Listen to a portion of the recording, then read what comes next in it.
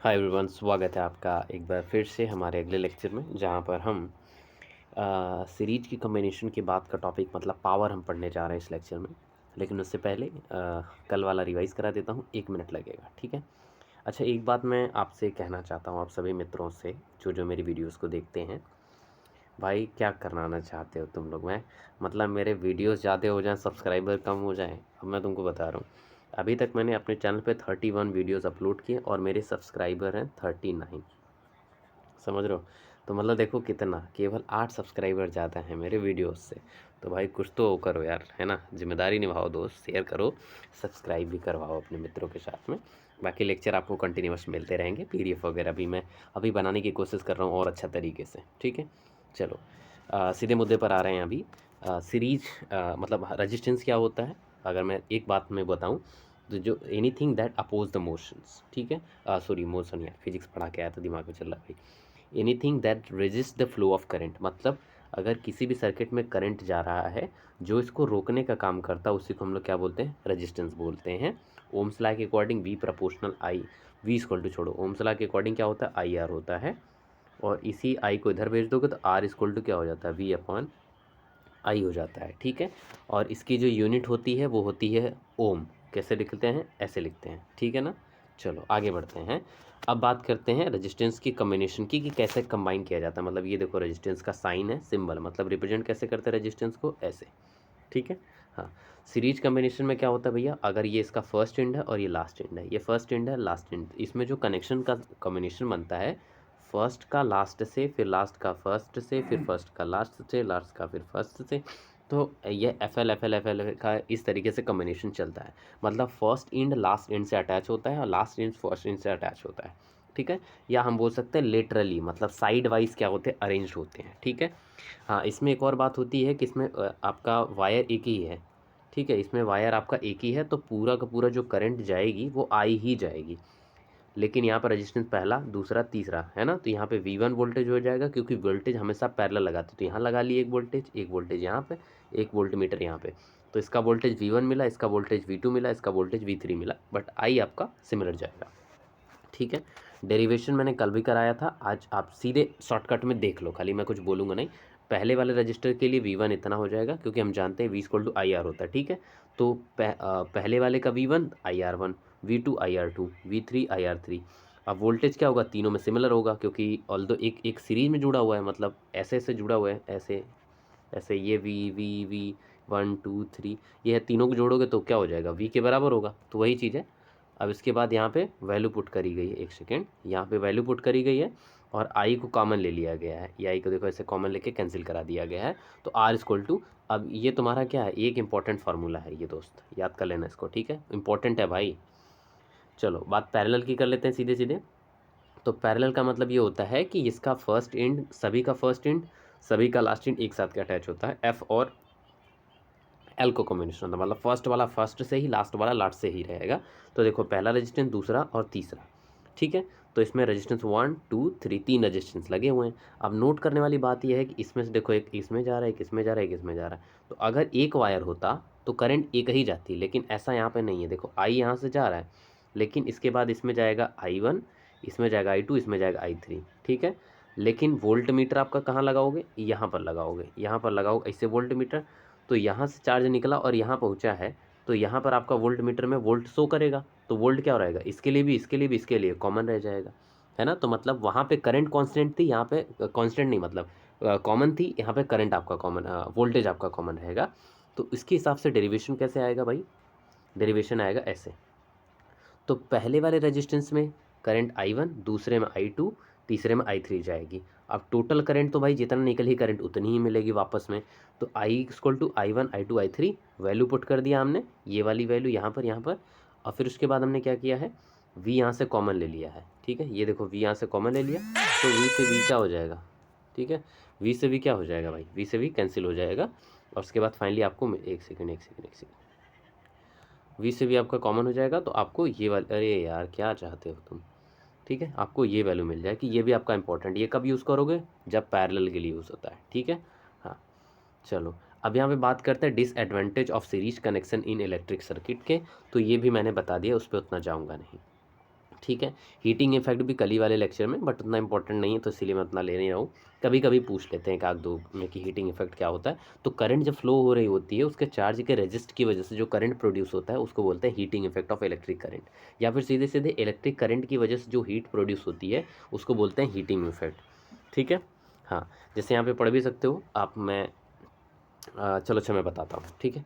सुनो मेरी बात, कह रहे हैं बैटरी और cell chemical reactions in the parallel and produce the potential difference to different. जैसे मान लो यहाँ पर बैटरी है, ठीक है, यहाँ पर आपका एक सेल है, ये प्लस वाला, ये माइनस है, ये भी एक पोटेंशियल है, ये भी एक इलेक्ट्रो, यहाँ पर देखो इसमें बीच में क्या होता है, इलेक्ट्रोड लगा होता है। मतलब अगर सेल आप देखोगे ऐसा वाला, एक इलेक्ट्रोड यहाँ पे, एक इलेक्ट्रोड यहाँ पे, एक प्लस वाला होता है, एक माइनस वाला होता है। और अगर आप सेल में देखोगे ड्राई सेल में, तो ऐसे होता है बैटरी, और ये होता है माइनस वाला, और ये होता है प्लस वाला, है कि नहीं है ना। हाँ, तो इनमें इलेक्ट्रॉन प्लस वाले से कहाँ आता है, यहाँ आता है, ठीक है। प्लस वाले से यहाँ इलेक्ट्रॉन आएगा तो इलेक्ट्रॉन इधर शिफ्ट हो रहा है तो करंट उधर जाएगी, ठीक है ना।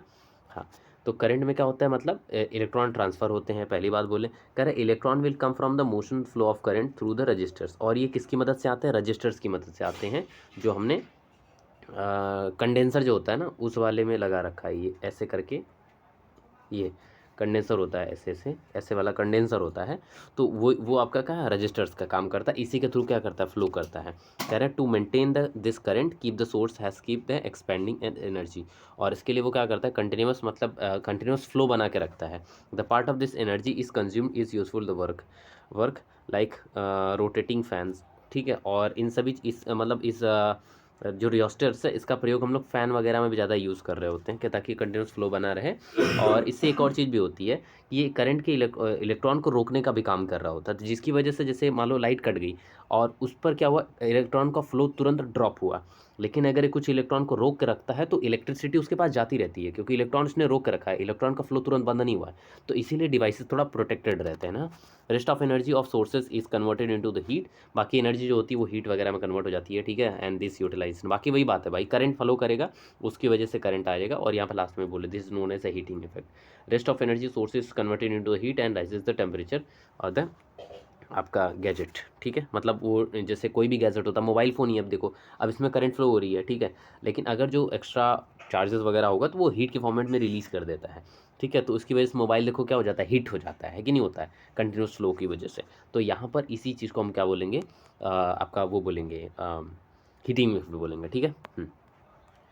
चलो हम कुछ और भी बातें कर लेते हैं। मैथमेटिकल एक्सप्रेशन की बात करते हैं। यहाँ पर मैथमेटिकल एक्सप्रेशंस कर रहे हैं कि भाई देखो, आप अब आपको पता है कि आपका वोल्टेज क्या होता है, work done per unit charge, मतलब V इक्वल टू W/Q।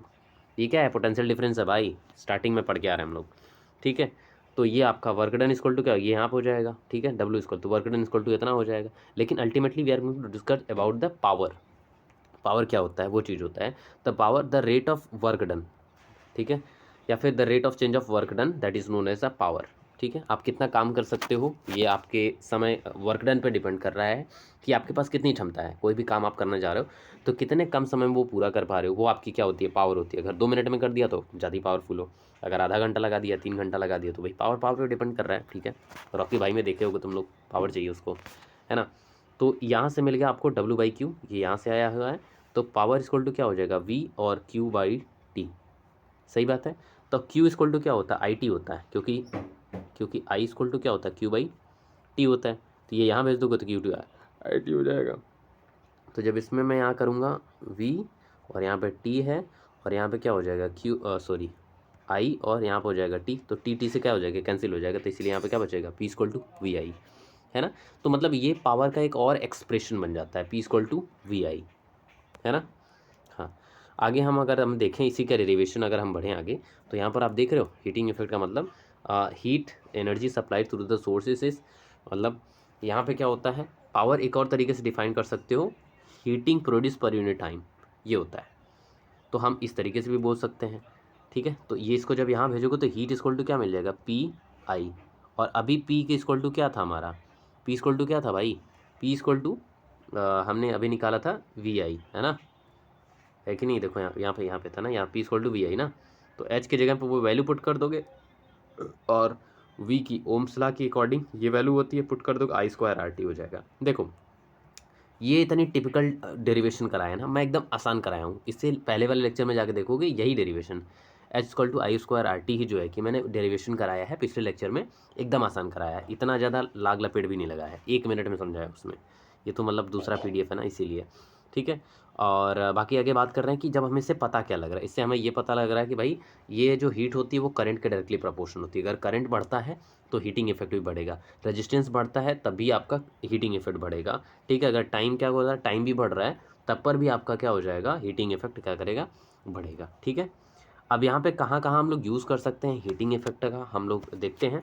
तो सबसे ज़्यादा हम लोग देखो, कोई भी इलेक्ट्रिकल आयरन होता है, मतलब जैसे इस्त्री करने वाली मशीन होती है उसमें करते हैं, टोस्टर वगैरह में कर लेते हैं, ओवन में करते हैं, हीटर वगैरह में कर लेते हैं हम लोग ना। ये ओवन मतलब वो जो ब्रेड वगैरह आप नहीं देखते हो कि ब्रेड में मशीन में ब्रेड डाल देते हैं और वो पक जाता है कि नहीं। हाँ, तो वो ओवन होता है। हीटर जो मतलब पानी वानी गर्म करने के लिए यूज़ किया जाता है, या हीटर वाला होता है, कई प्रकार का हीटर आता है पानी गर्म करने के लिए, रूम गर्म करने के लिए अलग अलग वाला। तो ये सब किसकी वजह से हो पाता है, हीटिंग इफेक्ट ऑफ करंट की वजह से हो पाता है, क्योंकि करंट आता है तो हीटिंग इफेक्ट लेके आता है। समझ गए। हाँ, it is also use in the bulb and produce light, और बल्ब में भी यही यूज की जाती है। अच्छा, जो ये चीज़ होता है ये किसका बना होता है, टंगस्टन का बना होता है, और इसको हम लोग क्या नाम देते हैं, फिलामेंट नाम देते हैं। यहाँ पर मैंने सारी बातें लिख रखी हैं। इसका मेल्टिंग पॉइंट कितना होता है, 3380, मतलब अगर टेम्परेचर इससे ज़्यादा होगा तब वो वहाँ पे क्या होगा, मेल्ट होने लग जाएगा। मतलब इस टेम्परेचर पर अगर पहुँचा तब क्या होने लग जाएगा, वो मेल्ट होने लग जाएगा, बट यहाँ तक पहुँचता नहीं, तो इसलिए बल्ब ऐसा बना रहता है। और साथ साथ में हम लोग फ्यूज़ वगैरह में भी इसी का चीज़ का हम लोग यूज़ करते हैं। ठीक है, क्योंकि यहाँ पे क्या होता है, जैसे टेम्परेचर बढ़ता है तो जो फ्यूज़ वायर होता है, ठीक है, वो एल्युमिनियम कॉपर आयरन होता है, वो बनाया जाता है। जैसे टेम्परेचर इंक्रीज़ करेगा तो ये क्या हो जाएगा, ये मेल्ट हो जाएगा। जब मेल्ट हो जाएगा तो करंट का फ्लो रुक जाता है। जब करंट का फ्लो रुक जाता है तब क्या होगा कि भाई आपके जो घर में डिवाइसेज है, अप्लाइंसेस है, वो सब ख़राब नहीं होंगे। जैसे फ्रिज है, टीवी है, कूलर है, ये सब चीज़ें अब लगी हुई हैं। ठीक है, अब करंट बहुत तेज़ आ रही है, करंट जब तेज़ आएगी तो टेम्परेचर इंक्रीज़ करेगी, क्योंकि अभी हमने देखा यहाँ पे कि यहाँ पर देखो, यहाँ पर यह करंट तेज आएगी तो हीटिंग इफेक्ट आपका क्या करेगा, इंक्रीज़ करेगा, है ना। तो करंट ज़्यादा तो हीटिंग इफेक्ट ज़्यादा, तो चीज़ें आपका नुकसान होने का चांसेस बहुत ज़्यादा है। जैसे नहीं बोलते हैं कि चलो पंखा जल गया, क्यों जला, क्योंकि करंट ज़्यादा पहुँची वहाँ, है ना, रियोस्टेट उसको रोक नहीं पाता है। तो इस तरीके की बातें होती हैं। ठीक है, बाकी ये उतना क्वेश्चन नहीं है। चलो आ जाते हैं किस पे, हमारे टॉपिक पर, पावर पर, है ना। जो हमने अभी अभी पढ़ा था वो पावर क्या होती है। पावर इक्वल टू बेसिकली क्या होता है भैया, पावर होता है वर्क डन अपॉन टाइम, कितना कंजप्शन हो रहा है। और डब्ल्यू इक्वल टू क्या होता है भैया, आपका होता है वी और क्यू अपान में टी। तो क्यू को कन्वर्ट करोगे तो वी से ये क्यू कट जाएगा, का मतलब यहाँ पे आई टी करोगे ना, आई टी, तो ये टी से टी कैंसिल हो जाएगा, तो वी इक्वल टू वी आई मिल जाएगा। तो पी इक्वल टू इसीलिए क्या आया, वी आई आएगा। दोबारा बता दिया देखो, ठीक है। हाँ, तो इस तरीके से, या फिर अब डब्लू है, एनर्जी है। देखो कुछ चीज़ें समझो, वर्क डन और एनर्जी दोनों एक ही है। इसकी भी यूनिट क्या है, जूल है, और एनर्जी की भी यूनिट क्या है, जूल है। तो मतलब दोनों एक ही है। तो हम जैसे वो बोल सकते हैं कि P equal to work done upon time, या फिर एनर्जी कंजप्शन अपॉन टाइम, ये दोनों सेम है। वर्क डन और एनर्जी एक ही होता है। ठीक है भाई, हाँ, ये बातें ध्यान रखना आपने। चलो आगे बढ़ते हैं। और पावर की जो यूनिट होती है वो क्या होती है भाई, वो यूनिट होती है वाट। ठीक है, हाँ, या फिर जूल पर सेकंड भी बोल सकते हो, joule per second, but which is not use at many different places, that's why we use a unit called the watt, and many time we use watt. ठीक है, तो SI unit of electric power is क्या होता है आपका, वाट होता है। ठीक है, और 1 वाट इक्वल टू 1 वोल्ट 1 एम्पियर होता है। ये बातें तो मैंने शुरू में ही बताई थी आपको। 1 वाट इक्वल टू क्या होता है, 1 वोल्ट 1 एम्पियर। ठीक है, अब इसका डेरिवेशन की बात कर लें अगर, तो डेरिवेशन कुछ खास नहीं है। देखो पी इक्वल टू क्या है, डब्ल्यू बाई टी या ई बाई टी। ठीक है, तो अब तुम क्या कर सकते हो कि भैया अगर आपको ई निकालना है या वर्क डन निकालना है तो उसको यहाँ भेज दो, तो क्या हो जाएगा, P equal to, sorry, E equal to P और टी हो जाएगा। ये लो आ गया डेरिवेशन जो हमने अभी यहाँ पर ये प्रूव करके दिखाए हैं। ठीक है, E stand for electric energy, T for stand for time, है ना। तो अगर आपको इलेक्ट्रिक एनर्जी पूछे तब power equal to energy consumption per unit time, ये यहाँ पे जाएगा, तो E equal to P T हो जाएगा, ये वाला। समझ गए। हाँ भाई, थोड़ा जल्दी जल्दी बोल रहा हूँ क्या, मुझे ऐसा लग रहा है।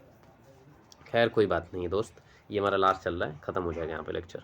ठीक है, हाँ, अब इसके बाद यहाँ पर बात कर रहे हैं एसआई यूनिट ऑफ अर्थ। तो वही मैंने बताया कि आप वाट पर सेकंड ले सकते हो, या फिर आप क्या ले सकते हो, जूल ले सकते हो। SI unit of electric energy क्या हो जाएगा, जूल हो जाएगा। वैसे भी मैंने बताया कि एनर्जी, वर्क डन और एनर्जी दोनों एक ही है, तो इसको जूल में मेज़र करते हैं, तो इसको भी किस में मेज़र करेंगे, जूल में ही ना। वही बतिया दोनों बार दो बार हो जा रही है। हाँ, ये हमारा एक इंपॉर्टेंट टॉपिक हो सकता है जहाँ पर हम पढ़ रहे हैं commercial unit of electric energy. Commercial unit of electric energy का मतलब होता है किलो वाट पर आवर। इसका मतलब जैसे आप सुनो मेरी बात को ध्यान से कि अगर मान लो कि आपने हम जो जूल यूनिट यूज़ कर सकते हैं, ऐसा बात नहीं कि हम जूल यूज़ नहीं कर सकते, लेकिन जूल बहुत छोटी यूनिट है। जैसे तुम जाते हो तो जैसे मान लो आटा लेके गए तुम, ठीक, लेकिन तुम ये नहीं बोलते कि 2000 ग्राम, ये बोलते हो क्या? नहीं बोलते हो। क्या बोलते हो? 2 kg बोलते हो। क्यों बोलते हो? क्योंकि it is easy to write down, easy to speak and easy to calculate. That's why we are using KG है ना, kilogram, instead of 2000 grams, right? So that's why we are using the same unit of the joule is instead we use the kilowatt per hour। इसका मतलब होता है कि जो energy का flow है या जो पावर है या इलेक्ट्रिक एनर्जी जो है जो फ्लो है वो kilo, K stand for kilo और डब्ल्यू स्टैंड फॉर वाट और H stand for hour, kilowatt hour. मतलब एक आवर में कितना वाट एनर्जी गई है, और किलो का मतलब होता है भैया 10⁻³ ये तो हमें पता ही है, ठीक है। एक हावर में कितना वाट एनर्जी जो है कि कंज्यूम हुई है, क्योंकि मैंने बताया कि पावर का जो यूनिट होता है वो क्या होता है? वाट होता है, ठीक है। पावर की यूनिट क्या होती है? वाट होती है। तो एक घंटे में कितना वाट करंट गया हुआ है वही होता है वाट, ठीक है। हाँ, अब उसको आप अगर आप ऐसे लिखोगे, मान लो कि आपने गया 2000 वाट गया, वाट पर आवर गया, मतलब एक आवर में 2000 गया हुआ है, ठीक है। तो इसको हम लोग ऐसे थोड़ी लिखेंगे, पावर इक्वल टू 2 kWh, ऐसे कर देते हैं, समझ गए। तो ये पावर का मतलब एक और ये आपका कमर्शियल मेथड हो जाता है, जिससे उस बड़ी यूनिट को छोटे में बदल दिया जाता है।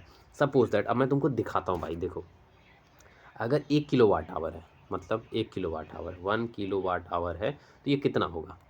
देखो 1 किलो में कितना होता है? 1000 होता है, सही बात है। और आपका एक आवर में 60 × 60 करोगे, ये मिनट और ये आपका सेकंड, तो आपका सेकंड होता है, क्योंकि आप टाइम किस में मेजर करते हैं? सेकंड में। तो 1000 × 360 मल्टीप्लाई करोगे, ये वैल्यू मिलेगी, देखो ये वाली। अब मैं इसको थोड़ा बड़ा करके लिखता हूँ, 3 6 1 2 3 4 5, ठीक है। अब अगर एक घंटे में तुम इतनी बिजली यूज़ कर रहे हो, हेलो, अगर तुम एक घंटे में इतनी बिजली यूज़ कर रहे हो तो मुझे बताओ मेरे दोस्त, अगर तुम 24 घंटे यूज़ कर रहे हो तो बताओ, मल्टीप्लाई करोगे तो ये यूनिट बड़ी हो जाएगी, तो कैलकुलेट करना बहुत मुश्किल हो जाएगा या रिप्रेजेंट करना थोड़ा मुश्किल हो जाएगा। तो इसीलिए हम लोग क्या यूज़ करते हैं? यूनिट का यूज़ करते हैं। वैसे साइंटिफिक नोटेशन हम लोग यूज़ करते हैं, बट वो मैथमेटिकल पर्पज़ के लिए होता है कि भाई चलो साइंटिफिक मेथड के लिए। जैसे ये जो ये किया गया ना, ये वाला, इसको बोलते हैं साइंटिफिक नोटेशन। क्या है मतलब? 3 6 1 2 3 4 5, यही था ना? हाँ, सॉरी, ये खजूर ना रही, ठीक है। हाँ, ठीक है भाई, हाँ, ठीक है। इतना हो गया। तो अब देखो, जैसे जितना पॉइंट आप इधर बढ़ोगे, 1 2 3 4 5, एक सेकेंड यार, एक सेकेंड, एक सेकेंड, एक सेकेंड, यहाँ पे 0 4 ही रहेगा। हाँ, जितना पॉइंट आप इधर बढ़ोगे, 3.6 इंटू 10 के पावर क्या हो जाएगा? 5 हो जाएगा, समझे? 1 2 3 4 5, यहाँ पे डेसिमल 0 होता है, जितना इधर जाओगे उतना पावर यहाँ रेज होता है, समझ गए? तो इसको हम लोग थोड़ा आसान हो जाएगा। अब देखो 3.6 लिखा है इंटू 10 के पावर 5 लिखा है, तो ये तो किससे से मल्टीप्लाई कर सकते हो? आसानी से, और 3.6 आसानी से मल्टीप्लाई हो सकता है। तो कैलकुलेशन को ईजी करने के लिए हम लोग ऐसे मेथड यूज़ करते हैं। और जब अगर मान लो कुल मिला के अगर इतना वाट एनर्जी कंज्यूम होता है, इतना वाट एनर्जी कंज्यूम होता है, मतलब 746 वाट अगर कंज्यूम हुआ, तो इसको हम बोलते हैं 1 यूनिट। क्या बोलते हैं दोस्त? 1 यूनिट बोलते हैं, ठीक है। जैसे हम लोग बोलते हैं ना, अगर 1000 ग्राम निकल गया तो हम इसको क्या बोलेंगे? 1 kg बोलेंगे। तो उसी तरीके से अगर 746 वाट अगर कंज्यूम होगा तो उसको बोलेंगे 1 यूनिट बोलेंगे, समझ गए?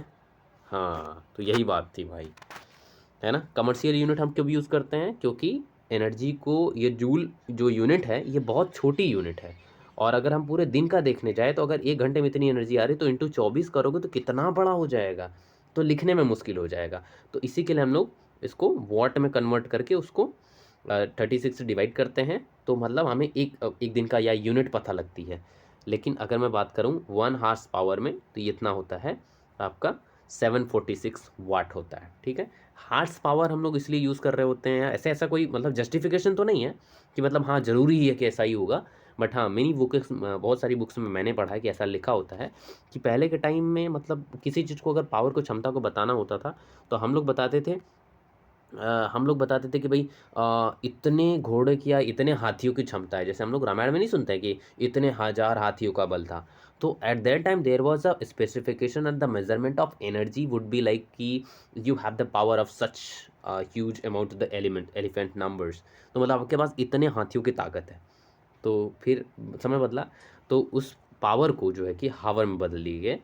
तो मतलब इस तरीके से हम बोल सकते हैं कि मतलब कितने घोड़ों की ताकत तुम्हारे अंदर है, या इलेक्ट्रिक एनर्जी वाली बात हो रही है। ठीक है, और इस तरीके से आपका ये चैप्टर हो जाता है दोस्त ख़त्म, है ना। बाकी यहाँ पर आपका क्या है, ये आपका क्वेश्चन आंसर है। ठीक है, ये आपका क्या है, क्वेश्चन आंसर है। स्क्रीनशॉट ले लो, आप ट्राई करना इसको लिखने की, है ना। और ये देखो, ये यहाँ से ले लो। ठीक है, और उसके बाद ख़त्म हो जाता है हमारा लेक्चर। नहीं नहीं नहीं, अभी यहाँ पर भी है। ठीक है, हाँ ये वाला भाई, ये वाला सब एकदम न्यूमेरिकल, एकदम कड़क तरीके से क्या करना, ट्राई करना। नहीं आएगा तो मैं बताऊंगा दोस्त, घबराने की कोई बात नहीं है। ठीक है, चलो ये देखो, तीनों सभी को स्क्रीनशॉट ले लो और काम आएगा आपके। ये भी पकड़ लो, लॉन्ग टाइप 5 मार्क्स का क्वेश्चन है ये सब, देख रहे हो। स्क्रीनशॉट ले लो, नहीं आएगा मैं लास्ट लेक्चर में बता दूंगा आपको, घबराना नहीं है भाई। इलेक्ट्रिसिटी और आपका वो रिफ्लेक्शन, ये one of the favourite subject है मेरा। तो मैं कहोगे तो मैं तुमको दोबारा ये चीज़, ये जो क्वेश्चन आंसर है ये इसको और अच्छे तरीके से समझा दूंगा आपको। ठीक है, आज के लिए दे दो मुझे इजाज़त। हाँ, ये थोड़ा सा आपका ये पीडीएफ थोड़ा सा क्लासिक नहीं लग रहा है ना, क्योंकि आज का पीडीएफ मैंने डायरेक्टली जो है कि वो दिमाग लगा दिया थोड़ा सा। चलो बहुत बहुत शुक्रिया दोस्तों। एक बात और याद दिला दे रहा हूँ मैं भाई, देखो यार, इज्जत पानी बचाओ। कहने का मतलब इतना है कि यार वीडियो जितनी हो उससे ज़्यादा सब्सक्राइबर होने चाहिए यार, है ना। Bye, thank you.